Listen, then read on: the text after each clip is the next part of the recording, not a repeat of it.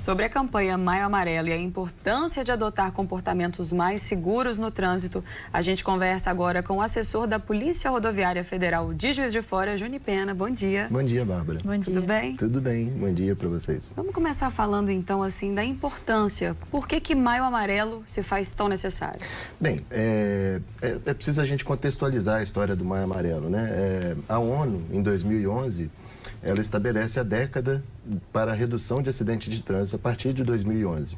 E em 2013, então, nós passamos a eleger o mês de maio como um mês para a gente refletir, né, a respeito das questões relativas ao trânsito, né? O amarelo, naturalmente, já indica, né, já é um sinal universal de atenção, né?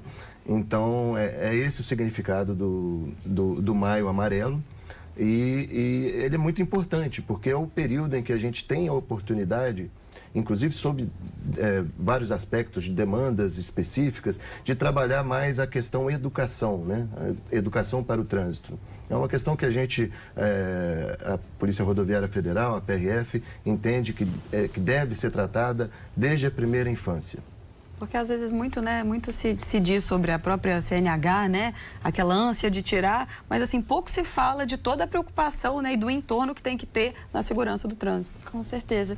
E, Júnior, como que a Polícia Rodoviária Federal atua na campanha do Maio Amarelo? Então, o Maio Amarelo, a gente naturalmente a gente tem um planejamento operacional, né, de policiamento orientado por dados, por inteligência. Então, isso não é naturalmente interrompido, né? Isso é uma questão operacional da polícia, mas nós acrescemos a isso a questão de operações para a educação para o trânsito, né? Então, realizamos o cinema rodoviário, que são pequenos filmes, né? Pílulas, né, de vídeo, que a gente aborda ônibus e veículos em geral nas rodovias e convida as pessoas para assistirem, né? Por exemplo, a importância do uso de cinto de segurança em ônibus, né?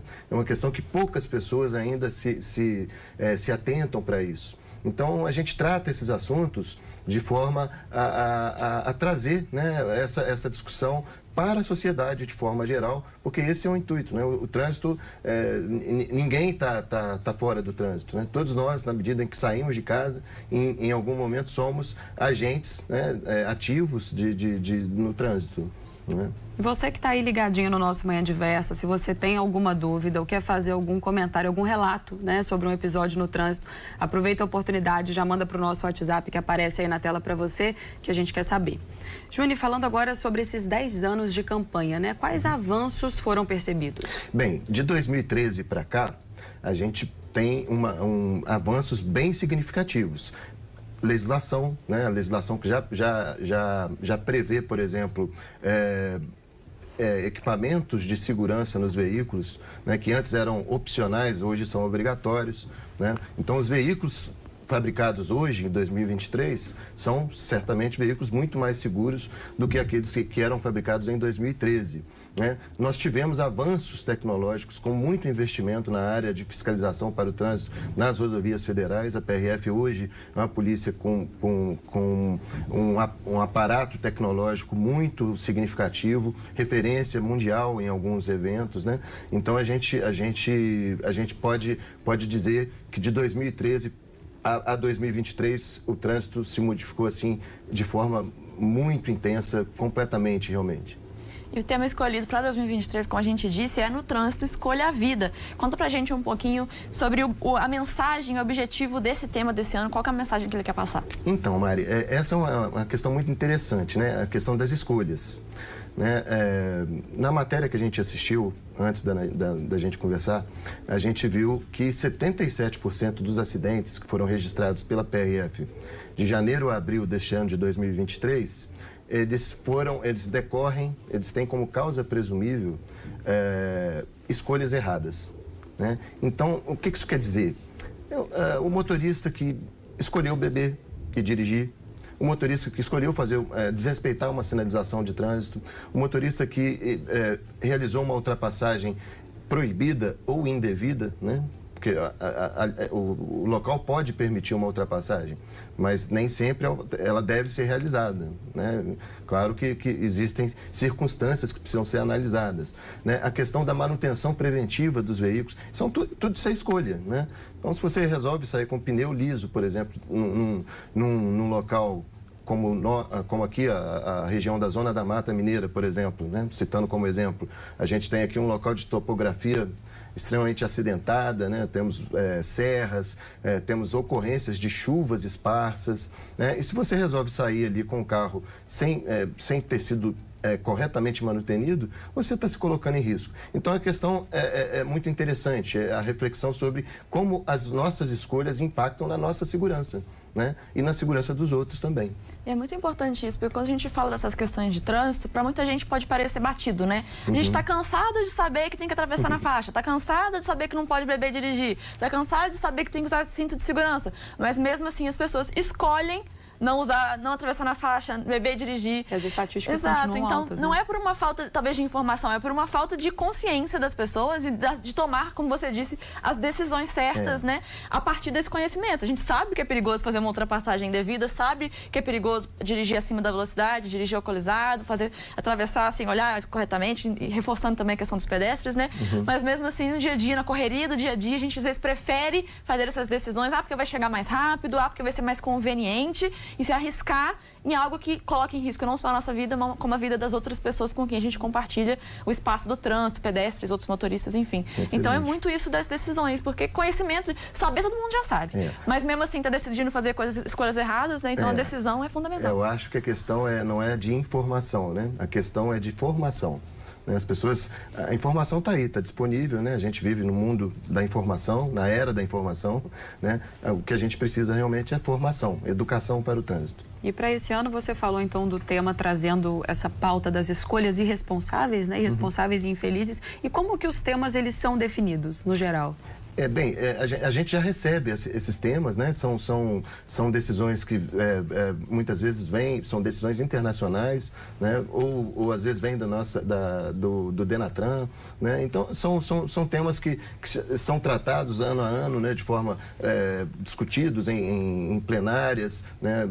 Com diversos órgãos, quando a decisão cabe ao Estado brasileiro ou quando cabe à Organização das Nações Unidas da mesma forma, né? Em plenárias, e aí o pessoal discute e decide por um tema para trazer, né, luz e à tona, né, essas questões aí tão importantes. E é bom ver exatamente assim todo esse processo, né, de formulação e talvez até mesmo de reformulação do tema para mostrar também o quão importante é o Maio Amarelo, né? Não é aquela frase que é legal e que vai ser estipulada como a frase do ano, né? Não, tem todo um estudo devidamente embasado. Exatamente. E de que forma, né, além de exercer a direção segura, de que outras formas a população pode contribuir para o Maio Amarelo, tanto para as ações, quanto para realmente contribuir com as mudanças que a campanha pretende causar? Bem, eu acho que a gente deve voltar à questão da formação, né? A gente buscar...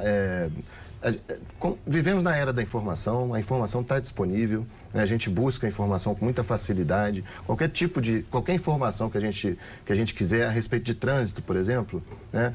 Qualquer buscador da internet vai te dar, né, a legislação, vai te dar uma referência razoável, mas isso precisa ser trazido para o campo da reflexão, né? Porque a educação se faz assim, né? Inclusive a educação para o trânsito. Não se faz somente com a informação, faz-se com a formação, né? Então é importante, essa medida talvez seja a mais significativa, né, desse período que a gente está vivendo agora, que é o Maio Amarelo, né? Trazer à tona reflexões a respeito das informações, né? Então, não somente falar, né, que, igual você, acho que foi você, Mari, que disse a questão de beber e dirigir, né? Tá todo mundo cansado de saber que existe há muito tempo a lei seca no Brasil e a fiscalização atua de forma efetiva e contundente nesses casos, mas as pessoas ainda continuam. Por que será, né? Que as pessoas optam por uma escolha tão arriscada, né? Uma escolha tão imprudente, né? Que as pessoas negligenciam de forma tão assintosa a segurança delas próprias e dos outros. Né? Então fica aí uma questão, né? Uma reflexão para que a gente possa trazer à tona, porque a informação por si só, nós já vimos que ela não resolve o problema. Né? Precisamos, de fato, de refletir a respeito dessas questões. E é interessante também pensar que o trânsito, ele também é composto por pedestres, né? Assim, eu acredito que a primeira coisa que vem em mente é que o trânsito é composto por quem está ali sob posse de algum veículo, que não é necessariamente, né? O trânsito, ele também precisa da segurança e da responsabilidade por parte do pedestre, que, por exemplo, vai lá atravessar a rua quando o sinal ainda está aberto, né? Verdade. E verdade. Essa é uma causa também grande dos acidentes de trânsito no Brasil? Sim, sem sombra de dúvida. O trânsito, qualquer um de nós, né? Na hora em que botamos o pé na rua, a gente passa a fazer parte do trânsito, né? De carro, a pé, de bicicleta, de moto, um veículo de carga. De qualquer forma, nós somos parte do trânsito, né? Então, veja você, a gente tem, por exemplo, em rodovias a questão das passarelas, né? Locais, comunidades lindeiras da rodovia e que tem ali uma passarela, né, construída para que as pessoas possam fazer a travessia com segurança, né? E as pessoas muitas vezes optam por não se utilizar da passarela porque vai andar, às vezes, 20 metros a mais. Aí entra a escolha de novo, né? É a escolha, né? Então, a pessoa escolhe se colocar em risco. Então, mais uma vez, não tem ali o equipamento adequado, tem a informação, né? Olha, você deve atravessar pela passarela. Ninguém, mesmo aquele que opta por atravessar fora dela, ele tem a informação, né? Em via de regra, né? A pessoa que tem a informação de que a passarela serve para isso. Mas ele opta por não utilizá-la, né? E aí, um atropelamento em uma rodovia federal, uma via de trânsito rápido, né? Imagina o que pode ocasionar, né? Nós temos, lamentavelmente, muitos casos exatamente dessa natureza, nessa perspectiva aí. E aí, você falou agora um pouco sobre essa questão dos acidentes que são causados, né, pelos pedestres, por essa decisão de tomar, às vezes, uma atitude um pouco arriscada. Mas, no geral, quais que são as principais causas de acidentes de trânsito no Brasil, seja nas cidades, nas rodovias, enfim, nas áreas ali em que o trânsito circula, envolvendo tanto os veículos quanto os pedestres? Bem, aí a gente precisa dizer, acho que nesse momento é importante a gente dizer uma coisa. Nem tudo a gente controla, né? Então, também uma coisa que parece meio óbvio, né? Meio uma obviedade, mas é importante a gente trazer isso à tona, né? Por exemplo, nós não controlamos o clima, né? Nem nós, a polícia, a PRF, nem o motorista.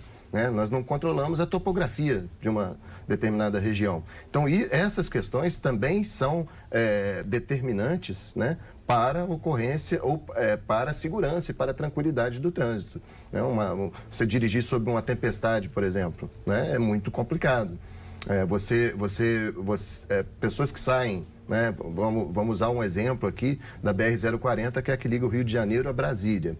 BR-040 começa no Rio, vai subir a Serra de Petrópolis, né, um trecho extremamente acidentado, uma topografia muito difícil, né, e a pessoa vai chegar a Brasília no Cerrado, né, num lugar extremamente plano. Né? Então, são diversas questões ali. São as variáveis. São complexidades, né, do trânsito. Então, essas questões a gente não tem como evitar ou como mitigá-las, né? A gente tem só como mitigar aquilo que é o quê? Escolha, né? Então, 77% dos acidentes, eles decorrem de escolhas erradas, né? Então, é importante a gente pensar nisso, né? Pensar qual a escolha que você está tomando, né? E por que você está tomando essa escolha, né? Dizem que a gente é livre para escolher, né? Mas somos prisioneiros das consequências, né? Às vezes, literalmente, prisioneiros, né? Então, é importante que a gente tenha consciência, né? Compreenda exatamente a necessidade da gente ter formação e refletir a respeito dessas escolhas que a gente toma, que são determinantes para a nossa segurança. E vamos falar um pouco agora sobre a condição das estradas, né, e as vias públicas. De que forma que isso pode também contribuir para os acidentes? É uma questão também bastante significativa, muito importante, né? A gente ter rodovias e vias, de forma geral, em boas condições de segurança, né? Para isso, a gente pressupõe o quê? Não somente a manutenção daquelas rodovias ou daquelas vias, mas também a adequação ao processo de urbanização, né, do Brasil. Então, por exemplo, uma rodovia que tenha sido construída, aberta em 1960, né, vamos supor, né, a demografia naquela época era muito diferente de hoje, né? Então, muitas vezes essa rodovia vai começar a ter ali comunidades que vão ficar mais próximas à rodovia, né? Então é preciso que tudo isso seja levado em consideração, né? Para que a gente possa... o trânsito não pode ser apartado do resto da sociedade, né? Ao contrário, ele acontece nessa dinâmica, né? Então, na medida em que o mundo muda, o Brasil muda, o trânsito também se modifica. E a gente recebeu a interação da nossa telespectadora de Varginha, a Tuninha. Ela pergunta o seguinte: qual o perigo de dirigir sem cinto de segurança? Aqui na minha cidade é comum as pessoas andarem sem cinto e os pais darem motinhas para os filhos pequenos. Então ela fala de um hábito aí comum a Varginha. O que a gente pode falar então sobre essa questão do cinto de segurança e até mesmo dos brinquedos, e que talvez não sejam nem tão brinquedos assim, né?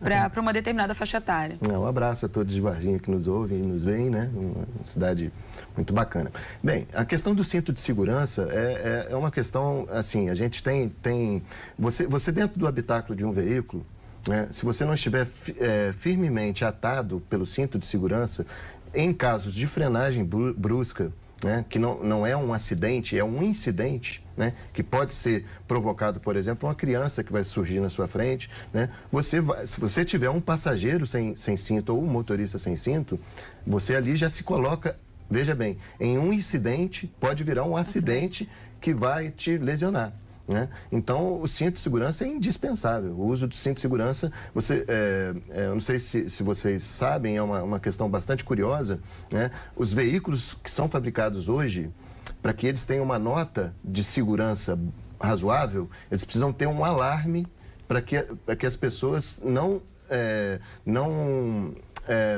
deixem de usar o cinto, seja o motorista, seja os passageiros. Então vai ficar aquele barulhinho chato, apitando no seu ouvido, e as pessoas ainda dirigem, né, sem o cinto e ainda com aquele apito desagradável, né? Então é realmente uma escolha que a gente não compreende como é que as pessoas ainda escolhem não utilizar o cinto de segurança. E a nossa telespectadora, ela tinha dito sobre essas motinhos, né? A gente não sabe, obviamente, de qual modelo ela está falando, mas como determinar se um determinado brinquedo, e às vezes não é um brinquedo assim, se ele pode ou não? A polícia rodoviária, ela também faz esse tipo de controle sobre a não permissão de um determinado brinquedo para uma faixa etária? Não, a gente não atua na normatização, na regulamentação de brinquedos para crianças, para adolescentes, né? O que a gente pode dizer é o seguinte: não é nenhuma pessoa com menos de 18 anos, né, pode...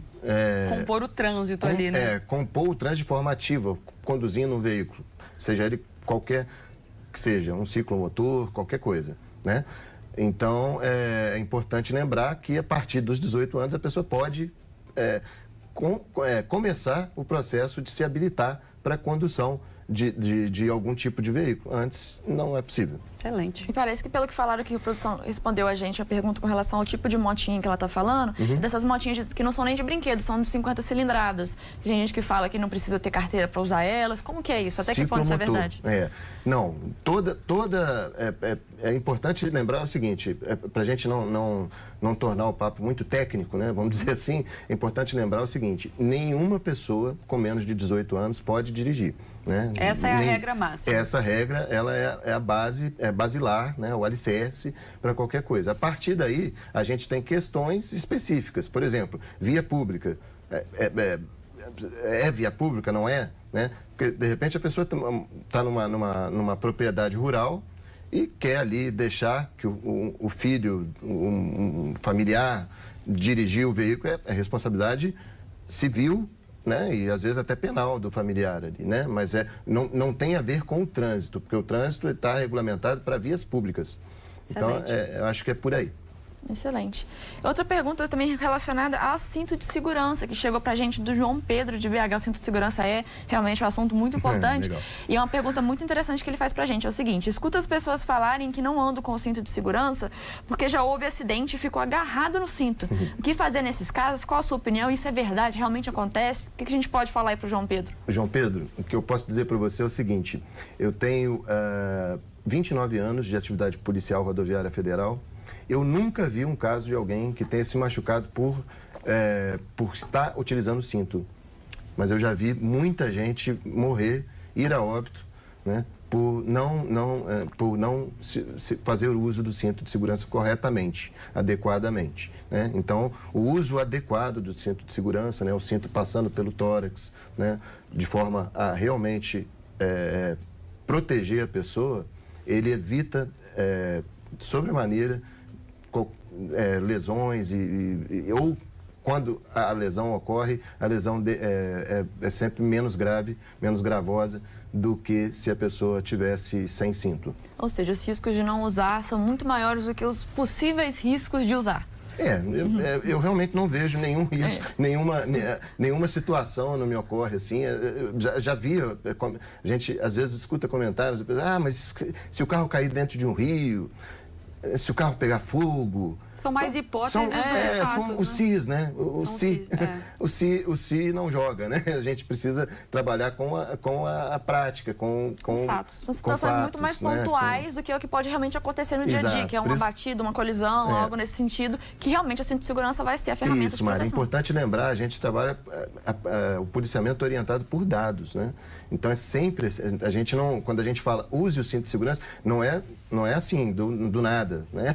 Tem a legislação e tem o policiamento orientado por dados. A gente tem ali toda uma série de programas que podem interagir entre si, dão para a gente como que o acidente ocorre, em que circunstância, em que horário do dia, qual a idade do condutor. Então, a gente tem como localizar essas coisas. E obrigada, viu, João Pedro, pela excelente pergunta. Então, realmente não tem margem para dúvida quando o assunto é cinto de segurança. O negócio é colocar o cinto mesmo. Outra pergunta é do Luiz Carlos de Almeida, de Barbacena. Ele pergunta o seguinte: é permitido dirigir usando chinelo que não é de dedo? Há punição nesse caso? E isso abre também as possibilidades para a gente falar, né, de qual sapato se deve ou não se deve utilizar quando o assunto é direção. Muito boa pergunta. Bem, o que acontece? O que a legislação prevê é o seguinte: é que é proibido dirigir calçado inadequadamente. É isso que a legislação diz. Então, você pode dirigir descalço? Pode. Você pode dirigir descalço. Você pode dirigir com um calçado que não fique solto no pé, que corra o risco de, por exemplo, apertar um pedal sem querer por conta do chinelo solto, por exemplo, que não tenha uma presilha no calcanhar, alguma coisa assim.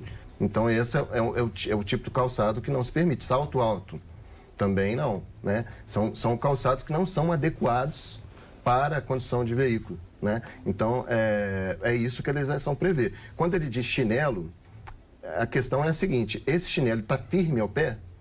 Então, se tiver firme ao pé, não tem problema.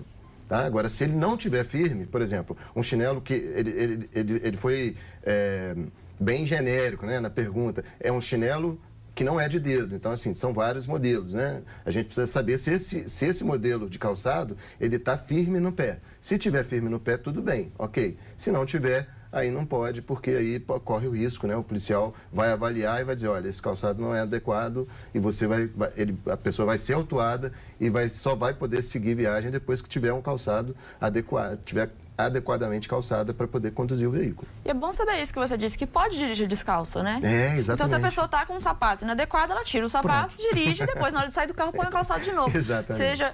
Seja salto alto, seja chinelo, seja o que for, é só tirar ali o sapato por um tempinho e depois coloca de volta. Isso é um exemplo de informação, né? Uma informação correta, porque aí a desinformação muitas vezes impera. As pessoas acham, por exemplo, que é proibido dirigir descalço. Não é. né? É proibido dirigir calçado inadequadamente. É assim que o CTB, o Código de Trânsito Brasileiro, trata. E o Dalmo Neto, de Betim, fez uma pergunta relacionada a isso. Dirigir descalço, mas com o chinelo perto do pedal, é permitido? Já tomei multa por isso. É uma excelente pergunta também. Você tira o calçado, coloca o calçado no assoalho do veículo, próximo aos pedais. Olha o risco, né? Às vezes você precisa fazer uma frenagem, né? E não consegue porque o calçado, aquilo que está solto ali, e nesse caso não se trata somente de calçado, pessoal. Trata-se de qualquer objeto solto no assoalho do veículo que possa te impedir de conduzir o veículo de forma segura. Tira o sapato, coloca ele no cantinho. Exatamente. Agora, por exemplo, poderia ser uma outra coisa que tivesse solta ali. Não é porque era um calçado, um chinelo.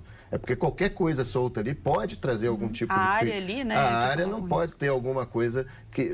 A área tem que estar livre, de acesso livre aos seus pés para você poder fazer a condição adequada do veículo. Quem também está acompanhando o nosso bate-papo é o Marcos Benetelli, está acompanhando pelo YouTube. E a pergunta que eu quero te fazer é em relação ainda à campanha Maio Amarelo. A fiscalização, ela também é intensificada nesse período ou quanto a isso é tudo normal? Não, veja, a gente tem um planejamento, sempre um calendário de operações que ele visa...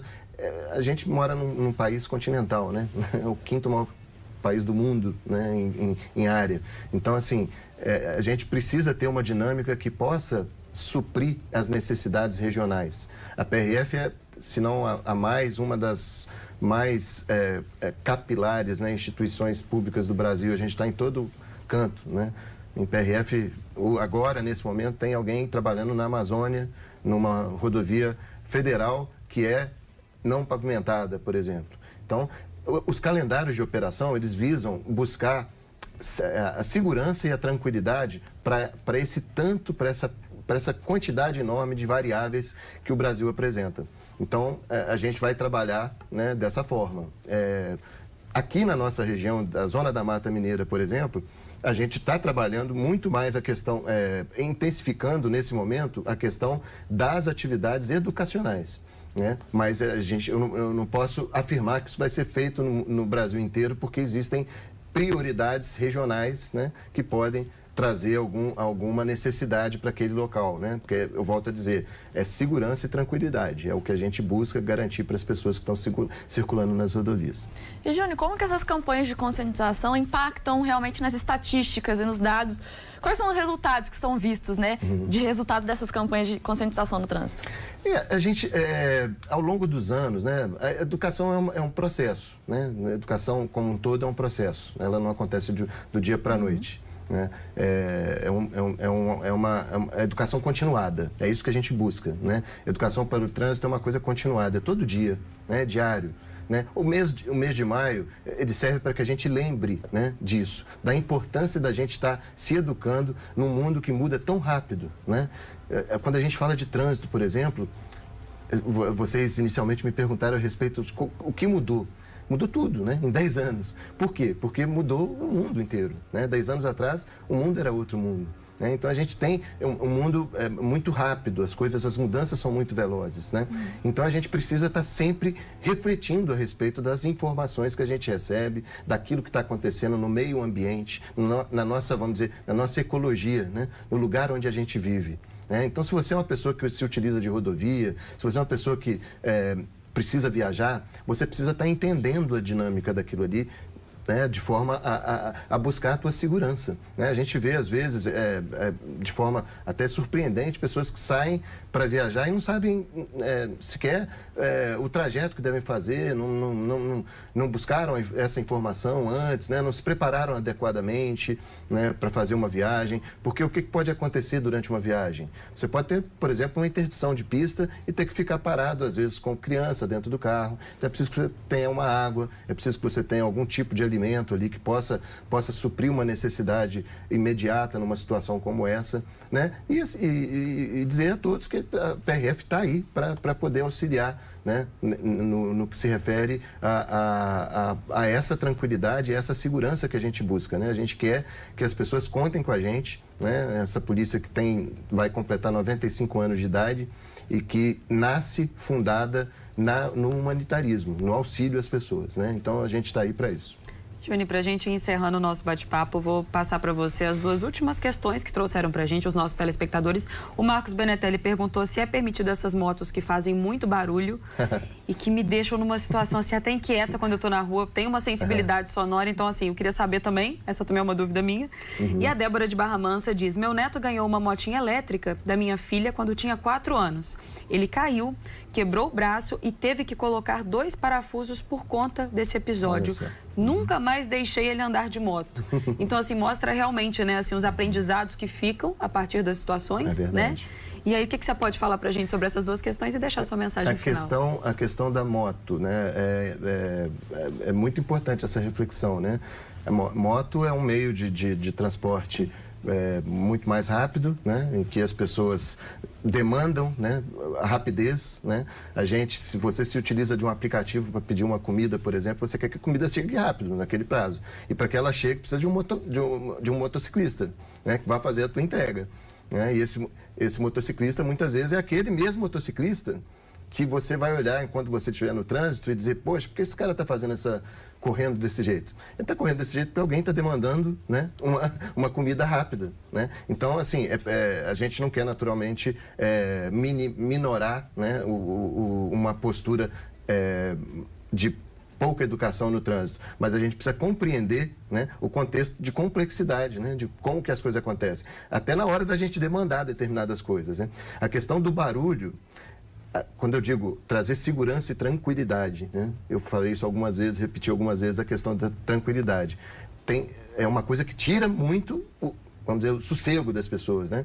O barulho, né? A gente vive cada vez mais afligido por barulhos diversos, né? Então, o uso da descarga livre, seja por moto, seja por veículo automotor, um automóvel, seja por caminhão, carreta, né, o combinado de veículos não é permitido, né? E a gente se utiliza também de decibelímetro para fazer a medida dessas emissões sonoras e evitar, naturalmente, que as pessoas tenham algum prejuízo na sua tranquilidade, né? E a gente deixa como mensagem final, né, o nosso agradecimento a vocês pelo convite, né? Mais uma vez é um prazer estar com vocês aqui na TV Diversa e dizer a todos que a PRF, a Polícia Rodoviária Federal, prossegue, né, trabalhando, né, de forma intensa. Às vezes a pessoa diz, poxa, eu saio para viajar e não vejo uma viatura da PRF. É porque você saiu na hora em que estava tudo legal, né? A gente está, às vezes, em outro momento, em outro local, infelizmente, né? Não podemos estar em todos os locais ao mesmo tempo, mas é uma pergunta muito legítima, né, das pessoas, porque nós somos servidores públicos antes de sermos policiais, então somos pagos pela sociedade e devemos a ela também satisfação, né? Então, é importante que as pessoas saibam que a gente está sempre trabalhando orientado por dados e fazendo nosso trabalho de forma a garantir cada vez mais e melhor a segurança de todos e todas.